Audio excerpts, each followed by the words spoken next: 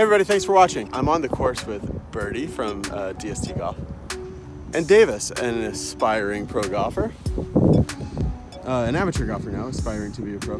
So Bertie, you just wanted to see him hit a shot, and you're in a very special location here to capture it, right? Yeah, it's sort of just on a face-on view, right? So I'm just going to do a sort of a face-on video capture of 500 frames a second and see, have a look back.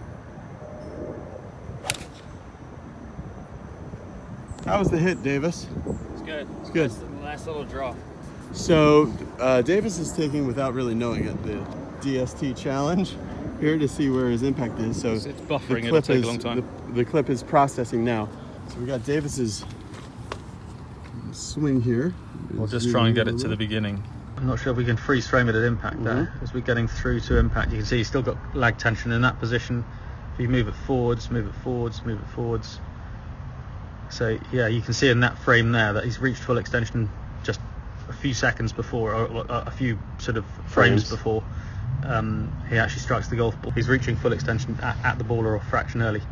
So that's going through your lead forearm, and that basically means you are striking the golf ball with zero lag tension. Okay, that's pretty damn good, I have to say. Most people throw that lag tension away way before impact. Okay, so this is, put it this way, 96% of club golfers throw that lag tension away before impact. So you're kind of right on the cusp of where I would say, you know, you'd get a lot of guys on sort of the web.com challenge tour and other sort of, you know, sort of satellite tours who aren't quite holding that, controlling the club face for impact. If you look at that compared to someone like Jon Rahm or Dustin Johnson, their lead forearm will be pointing further this way, and the club will hit the ball sort of, as it were, later.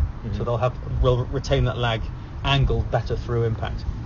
Yeah, so the club face is more stable, not rotating that much faster. What would be, because is that something you would like to have, more lag tension? Yeah, I mean, I like having a little bit of lag. I don't want too much, because too much it kind of will be detrimental with the longer stuff. I noticed in my past when I had a little too much lag. I do like a little lag, kind of helps keep the ball down and control it better, and then also the dispersion. If you look at the players who you would imagine to have the most lag in the world, they tend to be the best players in the world. Yeah. So if you look at someone like Jon Rahm, Scott Stallings, who's, you know, he's got a lot of lag, he's won 3 times on the PGA, he's clearly not top 10 in the world, but you know, Dustin Johnson, Spieth. But I would say when people say they've got a lot of lag, actually what they mean is they've got a lot of lag angle up in the downswing. So go backwards on here so we can see. So yeah, you do have, that's a lot of lag. That's a lot of lag there. Yeah. But you have no lag tension once you hit the ball. So you could even have less lag and have more lag tension, right? Yeah. So I would say to you, don't think for a moment you've got too much lag tension, because when you look at it at impact, you kind of have got, it's aligned with your lead forearm, which means you've got zero lag tension. So a good drill exactly would be to do this. So a good drill, you know, the impact bag that you mentioned yourself that you use and you like using it. Yeah. You do a lot of stuff. The great thing about that is that it gives you a sort of resistance to hit against. Yes. The trouble is it doesn't define, because there's no you can hit the impact bag like that. Correct. Okay, and it doesn't define where your grip needs to be. But if you come up against something like a wall and you put a mattress against the wall, and you put that wall outside your left foot, outside your lead foot, and when you come into impact, you want to sort of feel as if the full length of the shaft of the golf club is hitting that wall together. Does that make sense? Makes perfect sense. So when you actually hit the ball, that line, the impact line on the club, will point up to your eyes. Okay. But if you don't have the impact line on your clubs, hitting against something like this means that basically your handle of the golf club has to be above where the club head is at that moment, which means during impact you've got lag tension. You want your left foot to be outside there. That's perfect. Exactly. So just start with it against there, okay, and then rotate your body as if it's a post. That's it. Now you're kind of feeling as if the full length of the shaft is hitting that at the same time. Does that make sense? Yeah. Now if you work backwards from that position, okay, you would have reached an impact with lag tension. Yeah. That's kind of that's the purpose of what you're trying to do in the full golf swing, is maintain control over the club face until after you've struck the golf ball, right before the golf ball or something. Yeah, I like that. Kind of Davis is looking at the impact line there. What's your first impression of seeing it, Davis? First impression is kind of something to line up to. It looks a little weird, but I like the way it looks down at impact, because then you kind of have an idea. It's one thing to hit an impact bag a lot. It's another thing to hit a club that has something like that too. On the course. On the course, if not on the range. Okay, so there you go. There's a 4-iron. Have a look at that. Play with a 4-iron. Well, these are legal to have on the course too. You can, really? Yeah, that's. You can have these lines on there. He had it approved by the RNA. That's perfect. There's some tour players that have clubs with these on them that nobody really knows about yet. Wow. 4-iron, it feels good too. I like the look of that too, because then you kind of have an idea of where you want to be coming through the ball. Absolutely. Yeah. So this is legal to use actually on the course. See this line here, and it's real obvious on camera. You don't see quite as well, and with your eyes, it's real obvious that that's address, and an impact you just want it at your nose. You could even do it closer than that, Brendan. Next to Yeah, address and impact there. So there's, I'm not sure who that is. That looks like Brooks Koepka. Brooks Koepka, yeah. So he's got massive amounts of lag tension. He's even got his post-impact there by a few frames, and he's got the club trailing behind his lead forearm. There's Scott Stallings. Yeah. He's got phenomenal amounts of lag tension.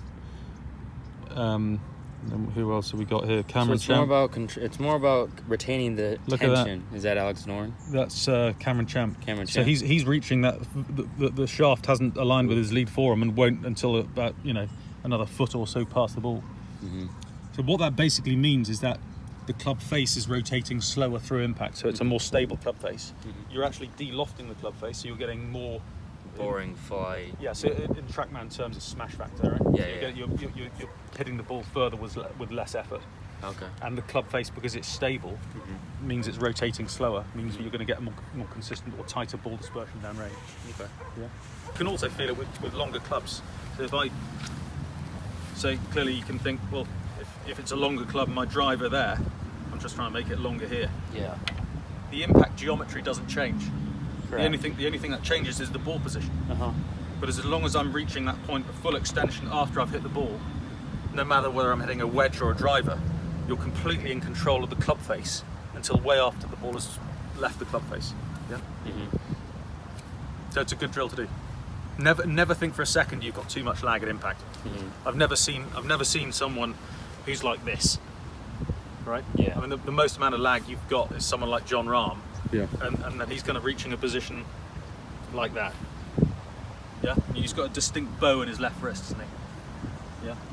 And someone like Sergio that looks like a ton of lag and transition. He's got a ridiculous amount of. He goes up to the top and then he just has this drop in here and he shallows it. Yeah. So from your camera angle now, it's kind of almost like Hogan-esque. Yeah. He kind of, because the club goes that way, it looks like he's got ridiculous amounts of lag. But what does he have at impact? But at impact, it kind of unwinds. So it's almost, he's reaching full extension 2 or 3 inches after the golf ball. Not a lot. Not like Cameron Champ or Dustin Johnson, but it's still there.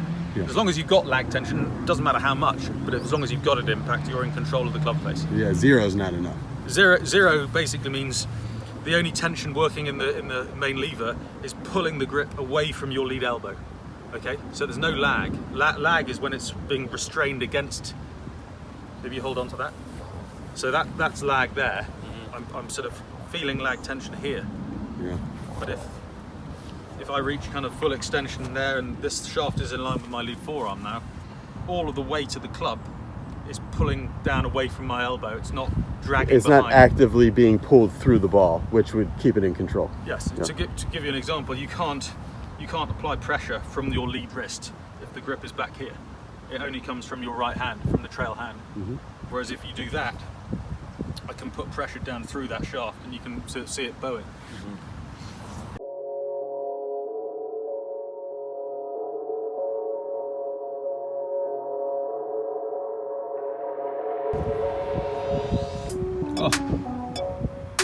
Poetry. Davis, Bertie, and I are checking this out in the cart. So this is after What one was- swing yeah. difference, right? We just really had him press the club a little differently and take a few slow motion swings against a flat surface. And looking at the impact line. And this is hitting your club with the impact line on it. Yeah. Right there. So you tell us, Davis, what you were feeling now, okay?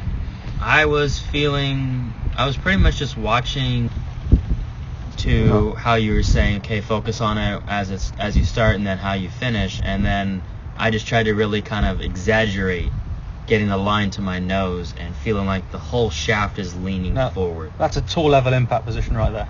So if you did the same thing here by putting line down his lead forearm, you can see that he's immediately got a lag tension there. So you can see the club now is trailing behind an extension of your lead arm. Yeah, it is. Yeah. So that basically means you went from 0 lag tension at impact to arguably, 2 or 3 inches of lag tension at impact. And that probably felt a huge difference to you. Oh, it felt like I was just pushing the whole thing forward. Exaggerating. Yeah, I exaggerated it so much just to try it. I didn't even try and swing at it. So what happens there? It moves the low point of the club head arc in front of the golf ball. So you're having a ball then turf strike. Not that you didn't before, but you'd have to be doing it with your hands, and it would be sort of like arguably you could have a bit of a too shallow of attack if you don't have lag tension.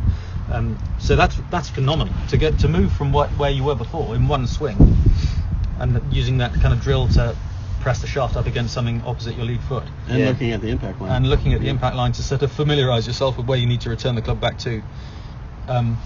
That's massive progress. I understand the difference completely. I mean, it doesn't matter. Just like anything, the old rumor is golf swing is this long. Yeah. No matter what you do up here, look at Jim Furyk. And everything, like from one swing, I hit my 2-iron and I had like almost 0.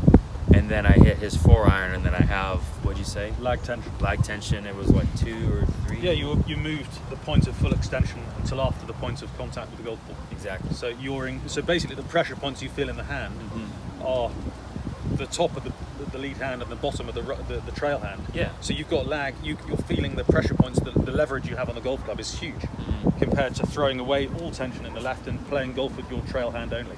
Yeah. So it's sort of like you're in the casino in that point. Yeah, exactly. If you guys are interested in more about this, you can go to dstgolf.com. On there, I've talked to Bertie about it, and there's a promo code, DST Be Better Golf, and you get a good discount for America and Europe off of any of the products they have here. The compressor club, the CR10 clubs, a lot of really cool stuff, all to get better lag tension and impact. Thanks for watching, guys. Hit the subscribe button. It helps the channel. Bye.